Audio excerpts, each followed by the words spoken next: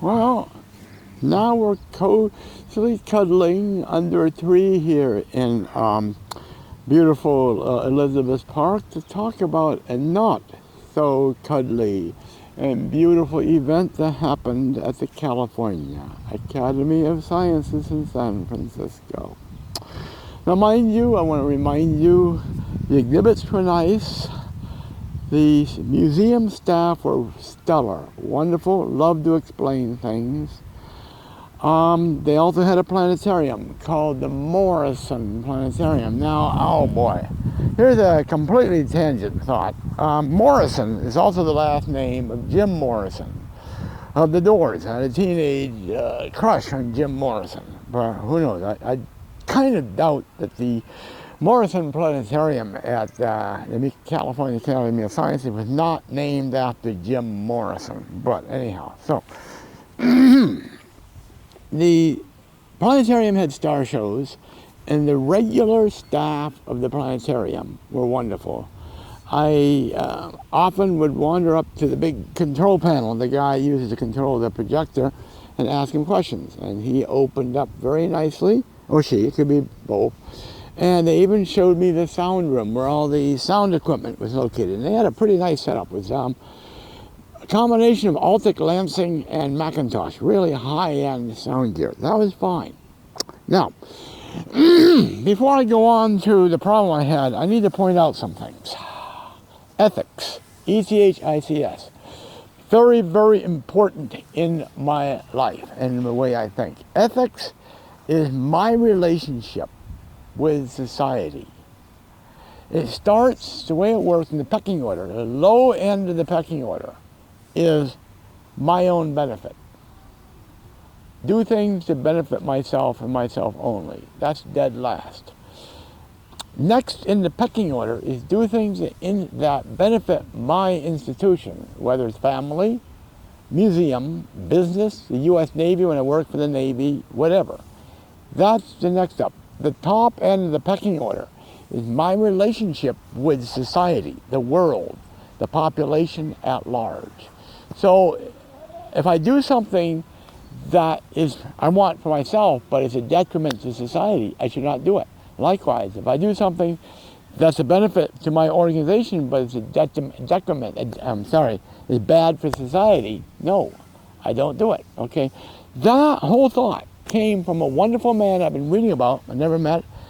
He was in the Navy, Admiral Hyman George Rickover. He had a lot of stuff to say about ethics, and boy, I hold that deeply to my heart. Now, a museum has two major bullet points in its ethics, relationship with society, and of course with itself and with the people in the museum, both the employees and the patrons, the customers. The first one is to nurture, love, care for, secure, yet display its collection and its equipment. Make sure it's safe, make sure it's secure, but make sure it's there to be seen. Secondly, is to use that collection and use the equipment that you have around the collection to facilitate education, to invite curiosity, to answer questions, but to welcome questions, and to go an extra mile. If you cannot answer the question, say, excuse me, I cannot answer the question, but please let me go back here in the office and research it and find the answer for you. Okay, that's ethics for a museum. Now, oh boy, where the heck was I? The planetarium featured shows called laser shows. They use a laser projector to project sound waves and lithogis patterns and many other artistic patterns based on music. The most popular music for laser shows was the group Pink Floyd, and they had a piece of music called The Dark Side of the Moon. The laser shows were not put on by the museum, but they were put on by a company that was under contract to the museum. I went to one of the shows, Saturday matinee, after a delightful delicious visit to the museum itself, conversations with the staff at the museum. And I went into the planetarium for the show. I enjoyed the show. It was about half full. Most of the families are kids. I enjoyed the show, and I wanted to know how it works. Okay. So I politely waited at the end of the show for the audience to leave, for them to thank the projectionist. And soon I was alone in the planetarium, except for the projectionist. Excuse me. So I walked up to the projectionist at his big control panel, which was different than the big control panel, the bigger control panel for the projector, for the planetarium projector.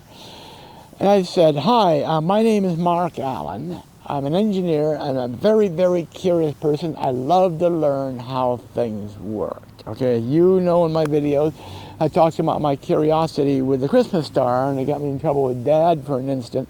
But he realized it was for my benefit, and he quickly bought a new Christmas star, and that was the end of that. So I said to him, "I would like to know, how do you project or deflect the projection of the laser beam at high enough speeds so you can see sine waves and sound waves and Lissajous patterns and stuff like that?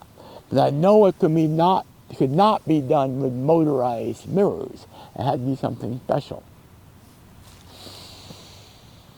There was dead silence. I'm sorry if I'm going to choke when I say this. He looked at me straight in the eye and said, "None of your business. Get out." I was shocked to the core and to the heart. This was about as big a violation of ethics that I have personally witnessed and that I have personally been a victim of. The second bullet point of ethics, he completely eviscerated when he said that to me. I was crying and I was angry. What I almost did, which was debatable whether or not it's a violation of ethics, I almost reached over to the equipment cabinet that contained the projector and had a service door with a handle. I almost grabbed the handle, turned the handle, and flung that door open so I could look inside at the optical components of the projector. I had to struggle dear to heart not to do that. And I walked away crying. Right now, sitting here in Cornwall Park, I'm going to take revenge. I'm going to explain to you how that projector most likely had worked. I've done research almost as soon as I got to a computer or to the library in San Francisco and later on computers. I'm going to tell you right now how the damn thing works. The laser projectors work basically by having a multicolor laser, like a white laser that's broken up into 3 primary colors with a prism. You have the multiple colors on the screen or the dome of the planetarium. That's simple enough. Now, they had to deflect them fast enough to be in sync with sound waves. You could not do it with a motor-driven mirror. Okay, the motor's just not fast enough and it has too much inertia. So there's 2 possible methods of doing this. Two possible methods of doing this. One of legacy or older technology and one of newer technology. Now we're talking about 1978. What I don't know, there's 2 technologies. The earlier technology would be take a loudspeaker. For those of you who don't know, a loudspeaker has a cone of paper that vibrates with the sound waves. And that's how you hear this, the sound. The sound is mechanical energy. You touch your throat right here, you feel it vibrating. So that's the physical energy of sound. So a loudspeaker vibrates its cone with the sound waves. So what would happen, you take a small, tiny mirror, a lightweight mirror, and you glue it to the cone of a speaker and aim a laser beam at that mirror. So as it vibrates up and down, it may change the angle at which the laser beam is reflected off of that mirror. So you take the laser beam, and here's the mirror, and it reflects that way. So if it vibrates, the reflected angle of the laser beam would change. So you see the pattern on the screen or the dome of the planetarium. That's using kind of a semi-mechanical but fast enough mechanical means for a laser to vibrate with sound wave. They had 2 or 3 of them. One for the horizontal axis so the laser beam can vibrate this way. One for the vertical axis so the laser beam can vibrate that way, maybe another one for the diagonals, I don't know. Now, that's the earlier technology. The technology that's newer is what's called piezoelectric materials. Whereas there are some materials, if you squeeze a material, it emits an electrical charge. And if you apply electrical charge to some material, they would change dimensions, okay?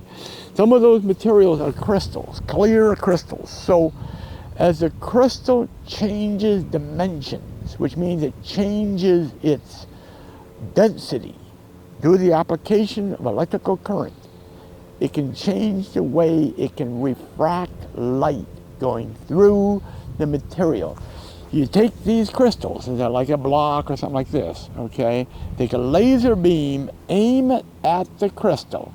The light will refract at the crystal, then go out at more or less the same angle at the other end, okay? Now, if you change the density of the crystal using electrical impulse going into the crystal, the refraction would change, and the angle at which the beam comes out may be different than the angle of the beam as it goes in. And using some fairly sophisticated optics, I don't have time really to go into it, and there's no whiteboard. Cornwall Park's a nice park, but it does not provide a whiteboard. I can't really go into the schematics. But basically, that's later technology. It's interesting, that can deflect beams of light at speeds approaching radio frequency speeds in the megahertz, which you don't need. This, crying out loud, this is only sound. So I'm predicting that they probably used the first method, a loudspeaker-based mirror, because they're a small company. They probably are using the lower cost of the methods to deflect the laser beam using sound and not light. And piezoelectric materials were much more infantile technology than, they were newer. They were probably not as well honed out by that time. So, anyhow, I took my revenge. I'm explaining to you how the damn thing works. So, to make do with what he did not do, and I am me right now performing that second bullet point of ethics for a museum that he failed to perform. Now, this is also a lesson to me. I volunteer at the Spark Museum of Electrical Invention here in Bellingham, and I take this very seriously. That's how I treat ethics. So, oh boy, a lot said there. With that stuff going on and the ostracization, I was ready for something to happen, or maybe, if nothing happens, to go back to Lewiston. I'm going to talk about those in my next few videos, one at our beautiful Broadway Lookout, and one of our at our gorgeous Cornwall Park. So with that be that as it may, of course, with all videos, you see me wandering around town, please stop me and ask questions, or join in dancing. And of course, I love you all.